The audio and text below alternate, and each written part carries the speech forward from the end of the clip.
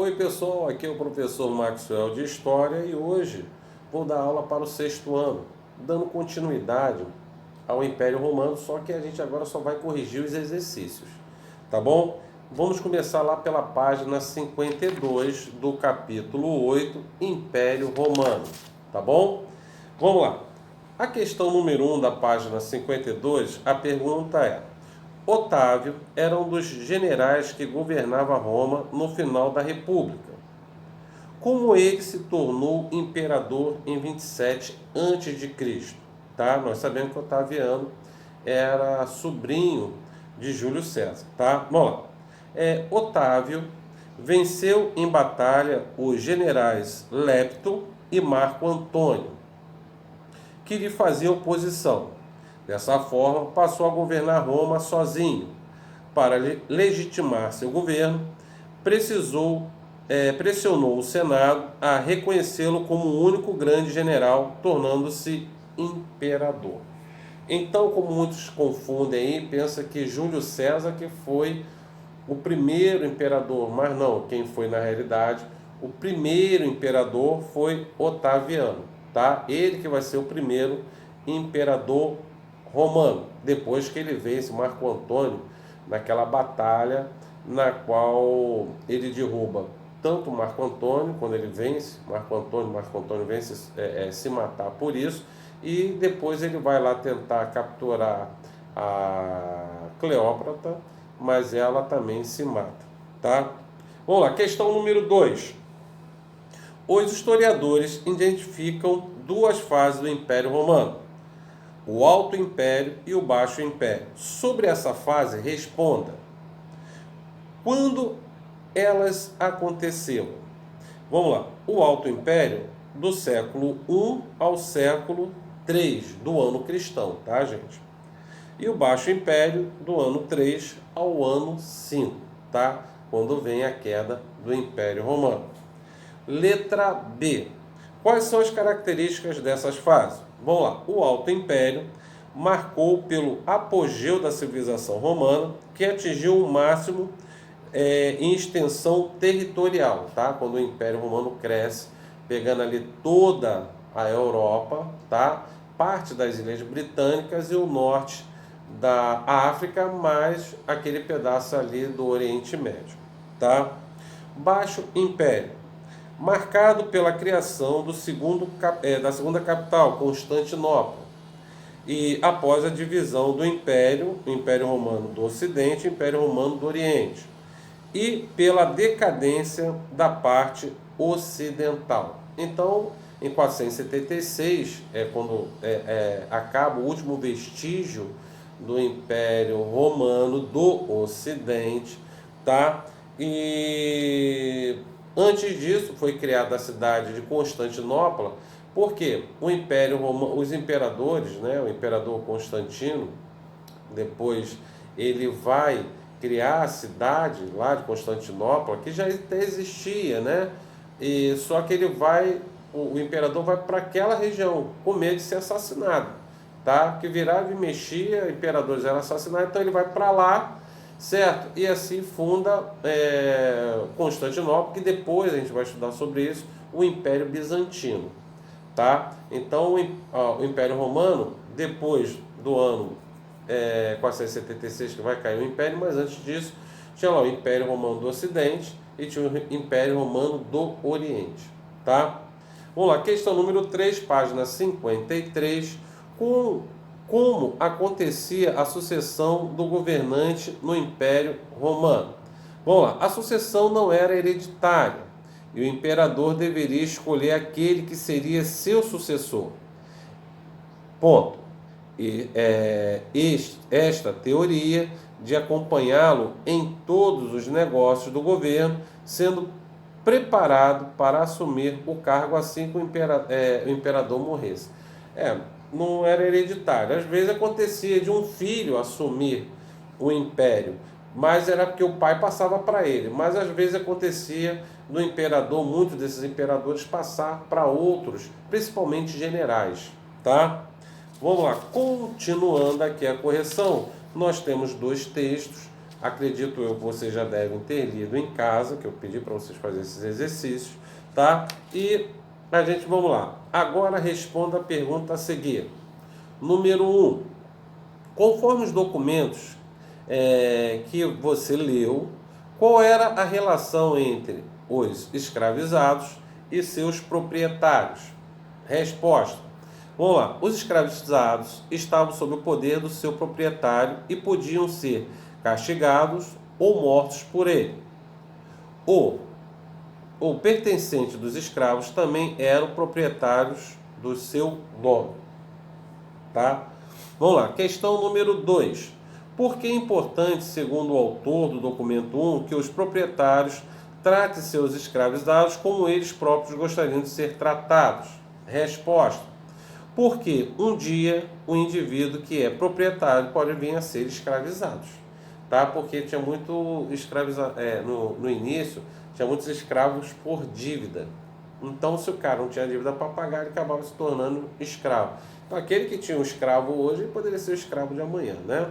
Por isso que ele botou essa observação. Vamos lá. 3.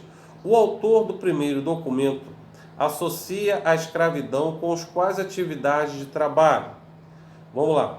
Com a de pastores e poceiros do campo. Essa é a resposta. Número 4. Conforme o texto 1, é correto afirmar que somente o nascimento determinava se o indivíduo seria escravizado ou não? Justifique sua resposta. Claro que não, né? Mesmo nascendo livre, o indivíduo poderia se tornar escravizado durante sua vida.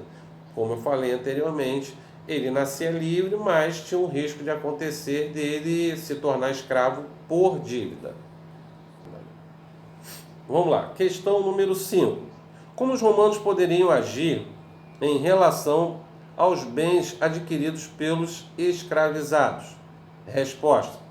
Os proprietários poderiam ficar com os bens adquiridos pelos seus escravizados. Tá? Vamos lá, vamos agora para as outras questões.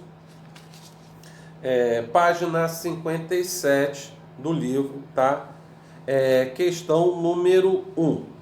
Logo após o início do Império, em 27 a.C., Roma viveu um período que ficou conhecido como Pax Romana. Como se caracterizou esse período? Tá? Tem a letra A, B, C e D. A resposta é a C. Tá? Foi um período em que guerras de conquistas cessaram e o poder de Roma se estendeu por todas as partes do Império. Questão número 2. A construção das estradas para ligar as províncias acontecia desde o período da República em Roma. Qual foi a importância das estradas para o fortalecimento do Império? Vamos lá. Resposta. Elas impulsionaram o comércio e permitiram o rápido deslocamento de tropas do exército e dos funcionários dos correios. Então, o que acontecia?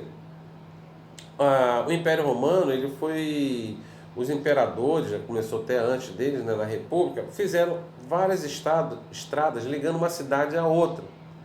Por quê? Para facilitar o comércio, para facilitar quando havia alguma revolta ou se caso essa tropa do exército, né, romano quisesse intervir em alguma cidade, era mais fácil se deslocar por estradas, tá? E outra coisa também, existia muito essa coisa dos correios, tá? Que interligavam uma cidade a outra e também era um meio também de comunicar ao imperador o que estaria acontecendo no seu império. Vamos lá, questão número 3. Os espetáculos eram comuns em Roma e ocorriam em locais como o Coliseu, o Circo Máximo. Quais espetáculos aconteciam nesses lugares? Vamos lá, nós sabemos que no Império Romano tinha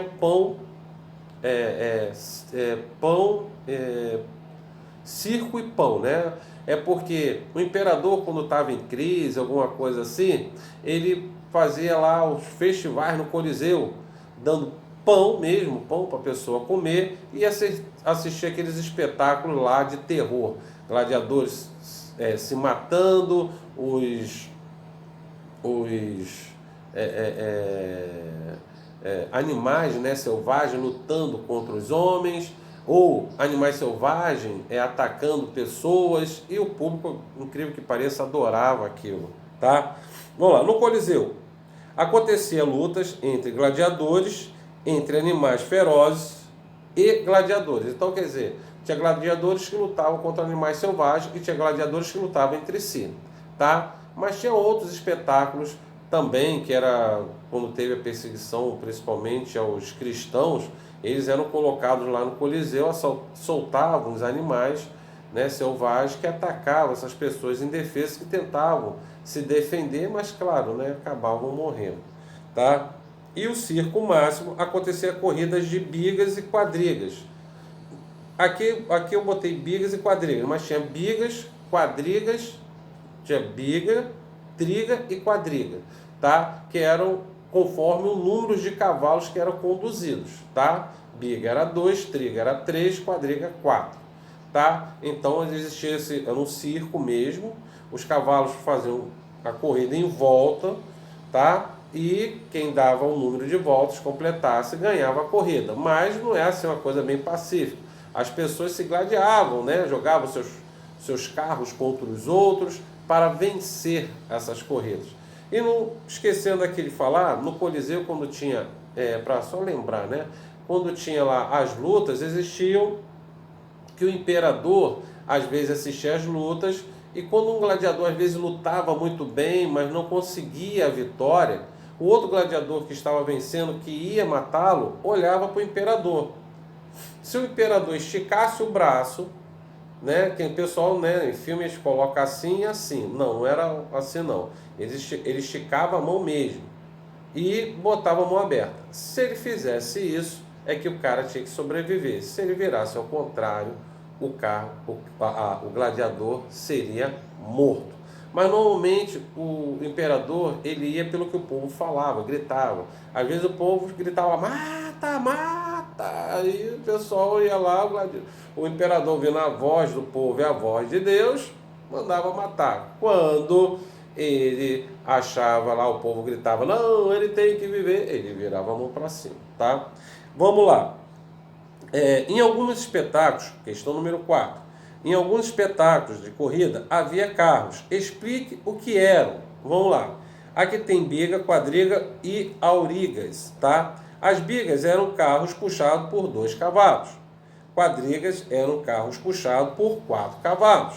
E a auriga era o condutor das bigas e das quadrigas, tá? Então, os aurigas é o camarada que conduz lá aqueles carros, e que eram na realidade tipo umas não carruagem, né? Carruagem é uma coisa muito grande, tá? Mas eram umas carroças conduzidas por uma única pessoa, tá? Às vezes tinha um condutor, que era o aurigas, tá? E tinha um camarada que ficava lá jogando flecha, alguma coisa na hora da corrida também. Acontecia isso nos espetáculos, tá? Página 58.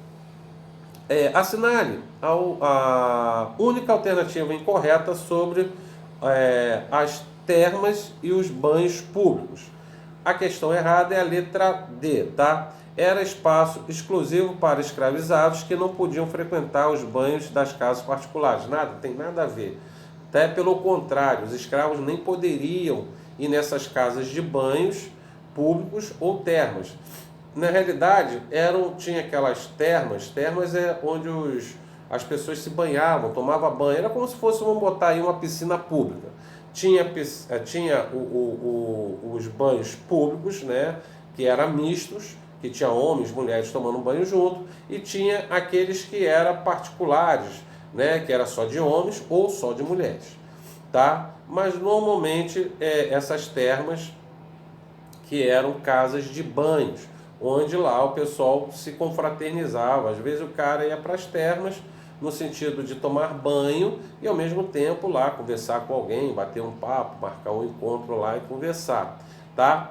Ih, rapaz, o isso saiu meio afinado aí. E também tinha os banhos particulares, coisas.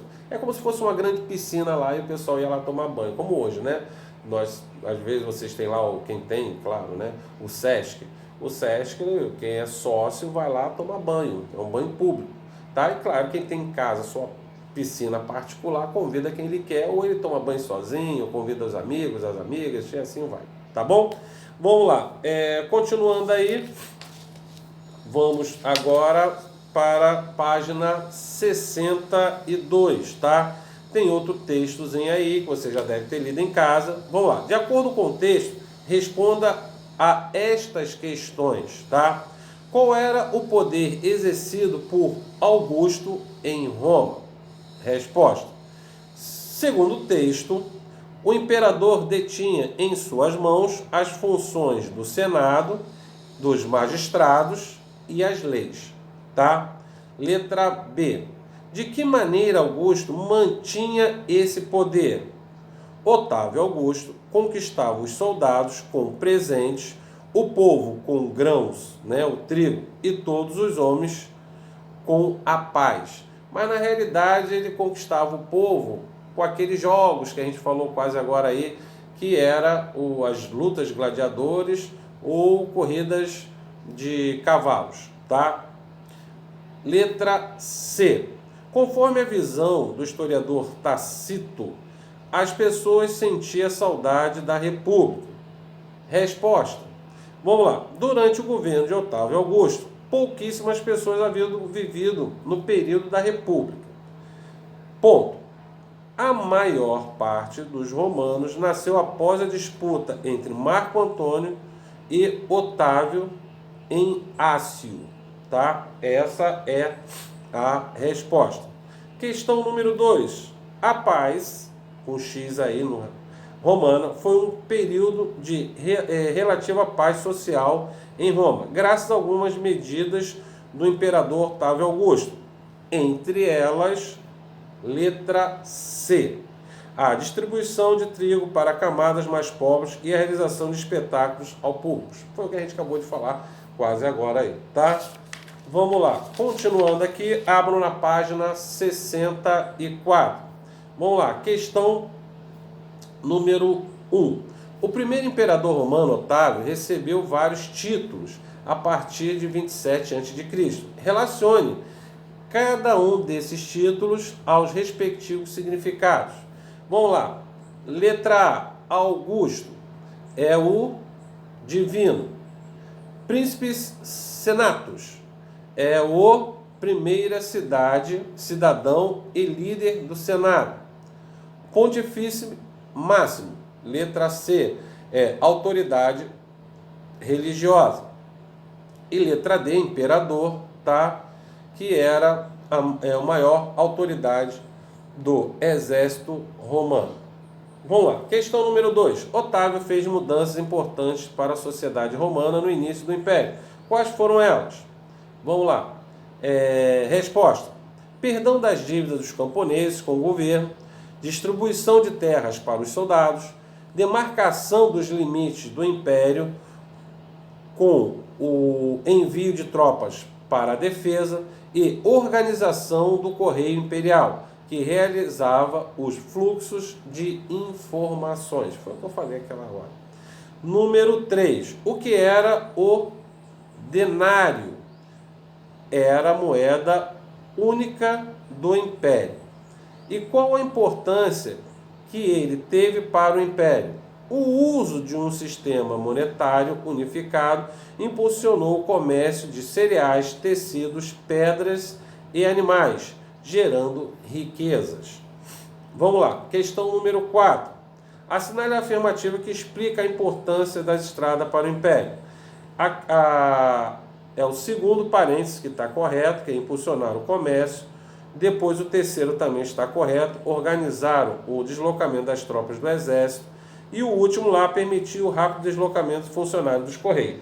Essa resposta toda aqui a gente já até viu anteriormente, ficou até mais fácil aí de fazer. Vamos lá, número 5. As grandes construções como os arquidutos, as termas e os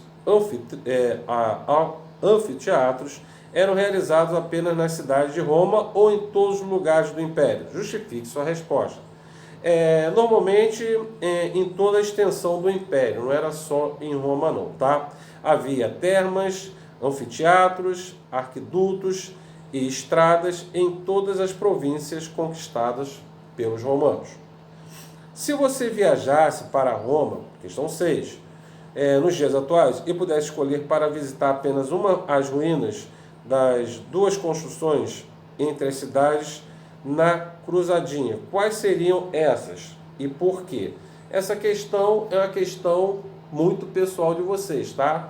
Aí vocês vão ver aí o que vocês escolhem e o porquê vocês escolheriam essas cidades aí, ou cidade não, mas o monumento que vocês gostariam de visitar. Eu tenho os meus, né? Vamos lá. Questão número 7, página 65. Complete a cruzadinha com os nomes das construções romanas consideradas suas funções. Vamos lá.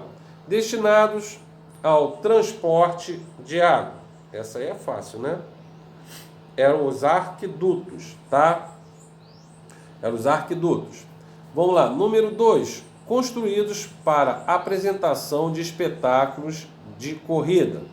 Eram os círculos, né? Que era círculos máximos, que era onde fazia aquelas corridas de biga, quadriga e até triga, né? Que aqui no livro não fala, mas existia triga também, corrida com 3 cavalos.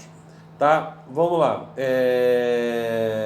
Construídas para agilizar o transporte de mercadorias, as estradas, né? Que foram muito importantes nessa época. 4. Usadas para os banhos públicos, as termas, tá? Número 5, construídos para a apresentação de espetáculos e lutas, os anfiteatros. Número 6, destinados a residências de pessoas ricas, era os domus. E destinados à residência de pessoas pobres, os insulas, tá? Insulas. Vamos lá, questão número 8. Quem trabalhava na construção, na conservação e na limpeza das construções públicas na época do Império? Vamos lá.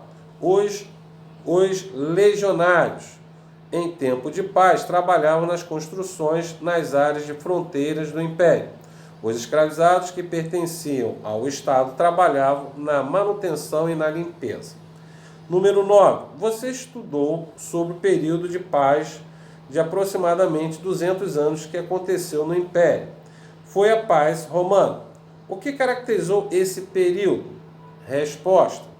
Foi um período em que a guerra de conquistas cessaram e o poder de Roma se estendeu por todas as partes das províncias do Império.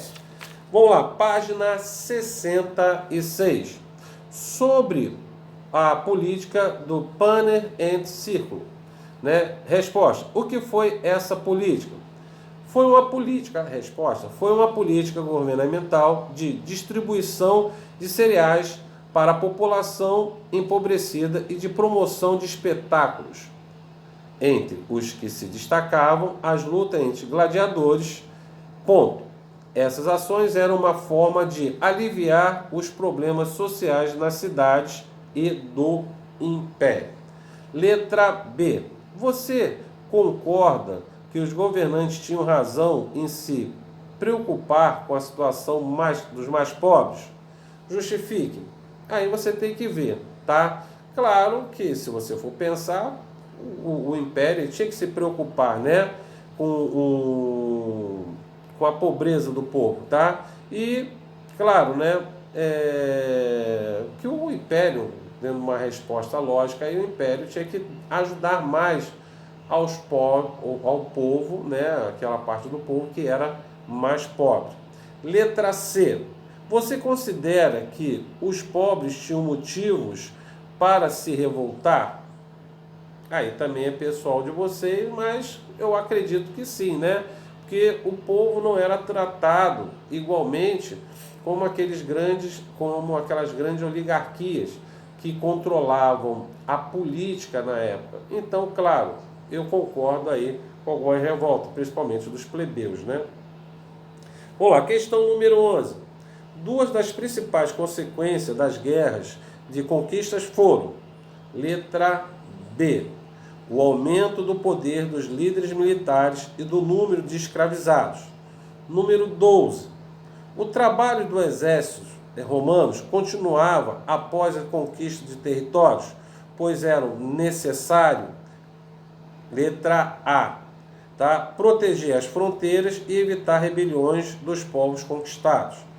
Número 13, os títulos Préspes e Augusto, concedidos ao primeiro imperador romano, Otávio, significa, respectivamente, vamos lá, primeiro cidadão e divindade, tá? Então a gente fechou o nosso livro aqui, tá? E na próxima semana eu gostaria muito que vocês pegassem aí o caderno. A gente só vai trabalhar com o caderno de atividades. Deixa eu pegar aqui para mostrar para vocês, tá? Vocês vão pegar esse caderno aqui, ó, o livro de atividades, tá? E a gente vai trabalhar com ele semana que vem, tá bom? Então a gente vai ver todos os 2 capítulos aqui das atividades desse livro. Então não esqueçam, começa a fazer aí os primeiros exercícios que a gente vai fazendo junto aqui nas videoaulas. Tá bom? Pessoal, um abraço e até a próxima videoaula. Tchau!